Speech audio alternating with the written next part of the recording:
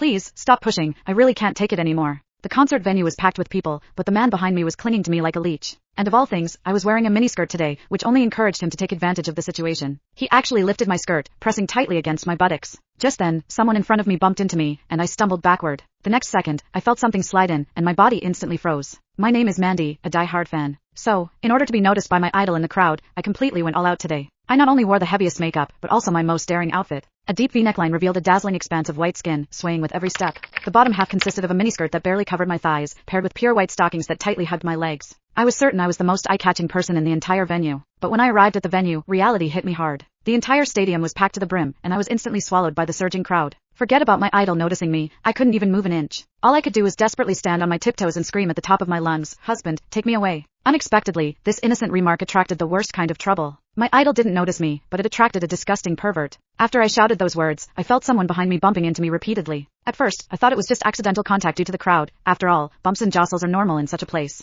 But the feeling became clearer and clearer. A hard object was repeatedly pressing against my buttocks, making me extremely uncomfortable. It was only then that I realized what had happened. I thought I had accidentally bumped into his hand, which he had placed behind him, so I quickly turned around, ready to politely apologize. I instinctively apologized, but he paused for a moment, then unexpectedly flashed a meaningful, mischievous smile. "It's all right, I'm happy to oblige." When I turned back around, pretending nothing had happened, I didn't expect him to become even more brazen, pressing himself against me. The force was more deliberate than before, so I had to force all my attention onto the idol, desperately trying to ignore the strange feeling behind me. But the man became increasingly bolder. The next second, he actually lifted my skirt and pressed himself tightly against me. Unfortunately, I was only wearing a thin strap dress that day, so my entire buttocks were completely exposed. I could clearly feel something directly touching my skin. I instinctively thought it was his finger, but then I realized something was wrong. I discovered that the warm, firm touch couldn't possibly be a finger. Instantly, my mind went blank. I had lived 20 years, and this was the first time a man had treated me like this. A wave of immense fear overwhelmed me, and every cell in my body screamed to escape. But the crowd was so dense, there wasn't a single gap. I was like a deer caught in the headlights, unable to move.